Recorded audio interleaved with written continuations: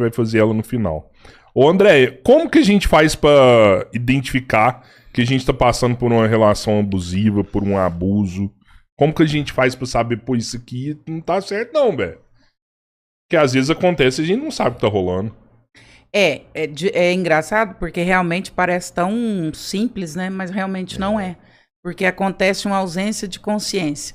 Uma relação abusiva, ela parte do princípio inicial de que exatamente o abusador, em geral, ele vai te convencer que o problema nunca é você, nunca é ele, é você. Então, até os abusos que ele cometeu contra você, a culpa foi sua. Porque é você que estimulou o pior dele. Ou é você que tem comportamentos repreensíveis. Então, a primeira coisa que ele te rouba é a ausência de consciência. Porque uma pessoa inconsciente, você faz com ela o que você quer. Então, a sua pergunta é muito boa, porque nos dá dicas de como entender se eu estou numa relação abusiva. Primeiro, eu costumo dizer o seguinte, né? Primeira coisa, use a intuição. Desconfie daquilo que o seu coração está te dizendo que não está certo. Então, assim, é natural alguém expor alguém publicamente? Alguém falar mal de alguém publicamente? Não usar de atitudes carinhosas ou de atitudes expositivas ou perversas? Querer te afastar dos seus amigos, te afastar da sua família, do seu ciclo? Querer que você viva exclusivamente para essa pessoa? Ficar te cobrando o tempo inteiro situações? Ficar ressaltando as suas limitações o tempo inteiro? Ai, mas você não é carinhosa. Ai, mas você não faz isso. Ai, mas naquela situação... Gente, então eu só tenho problemas? Eu só tenho defeitos? A regra é o seguinte, Rodrigão. Quando você está numa relação, você se pergunte, depois que essa pessoa chegou na minha vida, eu fiquei melhor ou eu fiquei pior? Se você ficou pior, você está vivendo uma relação abusiva. O ser humano, eles não são complementares. Ai, fulano entrou na minha vida para me completar. Tá errado. Tá errado, já começa aí. A gente não tem que completar ninguém. Eu falo assim que existe uma regra básica. Para casar tem que ser solteiro. Para se relacionar tem que ser solteiro. Ah, André, mas isso é óbvio. Não é óbvio. A palavra solteiro vem de só e inteiro. Eu só posso me juntar com alguém quando eu estou só e inteiro. Se você está faltando pedaço, se você está querendo que o outro complete seu pedaço, já era. Então, antes de querer se relacionar com alguém, primeiro esteja só e inteiro. Feliz com você, bem, minimamente bem. Aí ninguém junta para se completar, a gente junta para se suplementar. O que é suplementar? Eu já tô muito bem, mas depois que o Rodrigão entrou na minha vida, eu fiquei melhor ainda, eu transbordei. Cara, você é engraçado demais, nós sai, é massa, nós tomamos cerveja, nós ri, tava estressado, você me chamou pra ir ali ver um trem, um futebol, e foi gostoso, nós rimos demais, voltei muito melhor pra minha casa. Você me suplementa, você me faz transbordar. No momento em que eu sou menos com você, eu preciso ligar meu alerta. Tem pessoas que têm, dentro de mim tem N versões. Tem uns 25 André aqui dentro. Você vai tirar... Não, é fragmentar demais, hein? Todos nós temos versões. Existem pessoas que têm o poder de tirar a nossa pior versão. A pessoa que tem o poder de tirar a sua pior versão, ela precisa sair fora da sua vida. E claro que é igual entrevista. Tem gente que fala assim, nossa, mas você vai no podcast Três Irmãos, é sempre maravilhoso. Modéstia à parte, tô falando para agradar vocês, porque a gente não precisa disso. Mas porque vocês são excelentes hosts. Então vocês proporcionam uma versão minha que é muito boa. Que eu vou falar, que eu vou contar, que eu vou falar teoria, que eu vou ficar à vontade. Pelo contrário, eu vou em outras situações que o podcast é muito ruim. Eu vou em algumas entrevistas e as entrevistas não são boas. Por quê? Porque a pessoa não soube tirar o melhor de mim. Relacionamento é da mesma forma. Existem pessoas que tiram a minha melhor versão. Tem uma versão dentro de mim, de André, que ela é fantástica. Ela vai transformar o mundo. Mas, em compensação, tem uma versão que muita gente não gostaria de ver. Tem gente que tem esse poder. Eu tenho claro na minha mente, não vou dar exemplo, porque é parente, mas eu tenho claro na minha mente uma pessoa que tira a minha pior versão. Uma versão que é grossa, que dá rala, e eu detesto essa versão. Inclusive, quando ela vem pra fora, eu fico chateada. Eu falo, pô, não tinha que ter dado aquela resposta atravessada. Por que eu fui grossa daquele jeito? Mas essa pessoa tem o dom. Atira um André aqui de dentro que nem eu gosto. E você acha que as pessoas às vezes são abusivas sem saber que estão sendo? Ou é proposital? Eu prefiro achar que elas não sabem, porque se for proposital é psicopatia. É porque você falou isso aí, é muito louco, assim, já vem na minha cabeça várias pessoas que vivem juntas e uma acaba machucando o outro, e aí por uma questão de tipo, tá assim, deixa ficar, sempre foi assim, né? Acaba não querendo mudar aquilo na vida delas, mas elas estão todo dia um machucando o outro. Nossa, mas aí cabe a quem tá vivendo isso trazer outra consciência ou acabar com essa história. Mas às vezes são os dois. Não é isso, Gabriel? Às vezes os dois, Eu conheço dos dois jeitos, assim, sabe? Eu conheço do jeito que, tipo, é um lado só, mas a outra, por medo, né, de mudar. As pessoas têm medo de mudar também, né? Por medo de mudança. Até porque mudar é difícil, né? Ou às vezes sim, os dois, um machucando o outro. Sabe o que eu tava pensando? Tipo assim, era uma coisa que eu ia te perguntar, tipo assim, quando o povo começa a lavar a roupa suja na frente dos outros, misericórdia. Nossa senhora, velho, é foda. Lavar a roupa é ruim demais. Eu falo isso pro meu marido. Tem vezes que eu gosto de ver, assim, né? Não vou ver a massa pra caralho. Assistir ela. É engraçado. Eu falo assim, ela está pegando. Isso em psicanálise se chama recalque. Você fala pra pessoa errada e no lugar errado.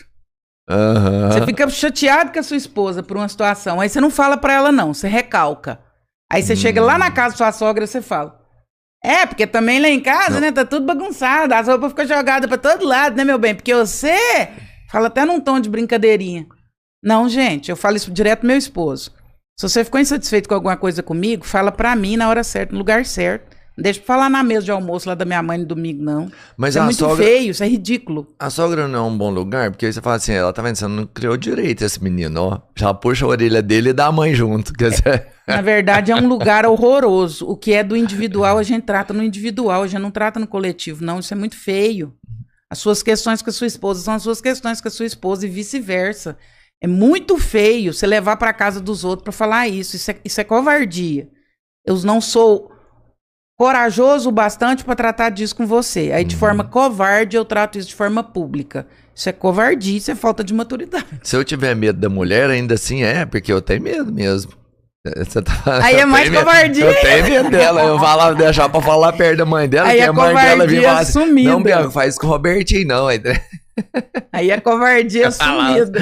Deixa que ela me ajudar, mas se eu for falar com ela, ela zanga comigo mais ainda. Você deixa a roupa no chão mesmo, porque eu não vejo, assim, é um hábito meu. Não sei se você tem um exemplo aleatório aí, mas... A esposa do Robertinho deve ser tão brava quanto a mãe dele foi. Freud explica. Não, ela é bem mais brava. Tadinho, eu tenho dó dos meus meninos, tadinho. No André fez uma leitura muito foda aqui, gente. Vocês não têm noção. Claro que é. A mulher do Robertinho acompanha. A Bianca é muito brava, velho. Ela é muito brava. Mas por quê? Porque a referência de mulher pra ele foi a mãe dele. E aí ele plotou esse modelo e escolheu alguém muito parecido. Mas vai além disso. Porque ela realmente é muito brava. Mas vai além. Ela é uma excelente companheira. Sua mãe era o quê? Foi, sabe? Talvez a maior companheira que alguém pode ter. Tá vendo? Então ela tem não só os traços, vamos pensar o ônus do negócio, mas ela tem também o bônus, que é talvez a maior acerto que eu tive. Caraca, velho, o olho do Robertinho encheu de lágrima que agora. Foca, Pedrão, foca! Mas isso não é ruim, a gente escolhe um modelo muito parecido com... Por isso que eu falei pro Rodrigão no último podcast. A sua filha vai escolher um homem muito parecido com a forma como você trata ela. Não vamos falar disso de novo, não. Pô, pegou no meu pé. Pô, pegou no meu pé. Eu tô tratando minha filha melhor. Eu tô ressignificando isso aí. Eu tô tratando minha filha. O homem vai escolher um modelo de mulher muito parecido com a mãe. A mulher vai escolher um modelo de homem muito parecido com o pai. Eu tô até paparicando mais minha filha, assim. Eu mudei. Mas o exemplo da filha... vai no reflexo com a mãe também, né? Não é só como o pai trata a filha em especial, é como o pai também trata a mãe, não? Muito mais de como o pai trata a filha. Entendi. Às vezes ele não é um excelente marido, mas ele é um excelente pai espetacular. Não, aí você vê exemplos dentro das nossas famílias. Tem maridos que são um lixo. Trai a mulher a vida inteira, mas trata os filhos, trata a filha com amor danado. A filha idolatra esse pai. É verdade. E é melhor que seja assim, inclusive. Até porque ela não é a esposa dele, ela é a filha dele. Uma coisa é o meu pai, outra coisa é o marido da minha mãe. São pessoas diferentes. Entendi. Quando a gente mistura isso, a gente adoece. E muita gente mistura. Sabe que eu... Ah, porque ele era um péssimo pai. Aí eu falo, ele foi um péssimo pai? Me conta dele como pai. Não, analisando aqui, André, ele foi um bom pai. Ele foi um péssimo marido. Eu falo, então vamos separar. Sabe que eu tenho medo, assim, de ficar pensando, tipo, que a minha esposa pode ser parecida com a minha mãe, que eu busquei... sei lá, sabe? Confundir a minha esposa com a minha mãe, velho. Eu não quero fazer isso, não. Não é que você confundiu. Mas você vê características? Seja sincero. Algumas sim. Algumas sim. E não é só a parte ruim, não. Inclusive as qualidades. Mas sabe que, tipo assim, ó, igual essa parada que eu escrevi ontem, assim, eu fiquei morrendo de medo, assim, da galera falar assim, eita, casou com a mãe, velho. Olha aqui. Foi buscar uma pessoa pra ser mãe dele porque não teve mãe. Sabe, eu tenho um pouco de receio não necessariamente. Dessas falas. Que o homem procura uma esposa parecida com a mãe e que a filha procura um esposo parecido com o pai. Não necessariamente é o pai ou a mãe. É a sua referência de afeto, feminina ou masculina. Não necessariamente. Em geral, é a mãe ou o pai porque são quem estão mais próximos da nossa criação, mas não necessariamente. Você vai procurar um modelo no qual você se espelhou. Por exemplo, meu caso é um caso muito clássico. A minha referência masculina foi o meu sogro. Eu me apaixonei pelo meu marido por causa do meu sogro. Eu me apaixonei pelo meu sogro primeiro. Eu era muito amiga do meu esposo, nós éramos amigos antes de ser namorada, antes de ser qualquer coisa. E eu admirava demais o pai dele. Eu era louca com o pai dele. Eu falava, gente, que gracinha, que marido que ele é, que pai que ele é, que homem que ele é. Eu pensava, gente, se uma mulher casada com uma pessoa dessa, olhando para ele como pai mesmo, não com uma referência de desejo, nunca passou por isso, como uma referência paterna. Eu admirava o jeito que ele criava os filhos, eu admirava o jeito que ele era esposo, eu admirava o jeito que ele era dono de casa. E um dia eu olhei para o filho dele e pensei, se o Jorge for metade do que o pai dele foi, posso casar, que é sucesso garantido. E o Jorge é o pai dele idêntico. Idêntico. Então, o meu sogro foi minha primeira referência masculina de afeto. Foi o primeiro homem que eu olhei e falei, esse é a forma que pra mim seria o ideal de homem. Até porque o que você tinha em casa não servia como referência. Então, a sua forma de mulher não necessariamente precisa ser sua mãe. Precisa ser alguma referência de afeto feminina. Tem gente que é avó, tem gente que é a madrasta, tem gente que é a professora... Mas alguma mulher que você admirou e disse, nossa... Dá uma ondina, hein? Mas será que você não tem uma memória armazenada, assim, de épocas que você não lembra? Por exemplo, eles falam que o que você passa dentro da barriga de sua mãe, você leva pra sua vida. Também. Né? Existe mesmo? Que aquilo ali fica enraizado em você, né? Será que não tem algo assim também que acaba influenciando na sua escolha? Que não foi só o seu sogro que te inspirou nessa busca? Pode até ser, mas a teoria vai dizer que não. A teoria vai dizer que é uma consciência adquirida. Você percebe, você escolhe o que para você tem valor. Olha, o seu exemplo é claro. Sua mãe era brava, mas era uma excelente companheira, melhor esposa que alguém poderia ter. Você buscou alguém muito parecido com a sua mãe, no ônus e no bônus. Então, essa referência, em geral, ela é buscada de forma muito consciente, por mais que a gente ainda não tenha idade e tome consciência disso. Mas é uma referência. O meu sogro, eu sempre sonhei muito com homem. Aliás, para mim existem algumas questões em homens, e uma delas é que eu acho que homem precisa proteger. Mulher é naturalmente, fisicamente mais frágil. Isso é ponto. Nós estamos falando de biologia agora. Não estamos falando de machismo ou feminismo. Não é sobre trabalhar, não é sobre ser independente. Se você pegar agora e fizer um exame em mim, um exame em vocês têm 20 vezes mais testosterona que eu. Testosterona é o hormônio da força. Sua fibra muscular é muito maior que a minha. Isso te dá muito mais força para pegar peso, enfim. Então eu sempre admirei muito homens que protegessem mulheres. Isso para mim sempre foi muito referência. O meu sogro, olha que gracinha. Uma vez eu estava grávida, tinha pouco tempo de casada. De repente, 3 horas da tarde, o Jorge trabalhava até 6 horas, 7 horas da noite. De repente, 3 horas da tarde, meu sogro bateu lá em casa. Abriu o portão, falei, o que foi, seu Raul? Tá tudo bem? Não, minha filha, vim cá trazer uma melancia pra você, picada, não sei o quê. Ficou lá comigo a tarde inteira, proseando, do nada. Falei, gente, o que esse homem veio fazer aqui? Uma visita meio sem sentido. 7 horas da noite, a hora que o Jorge abriu o portão, que o Jorge chegou, ele levantou e falou assim, agora eu posso ir embora.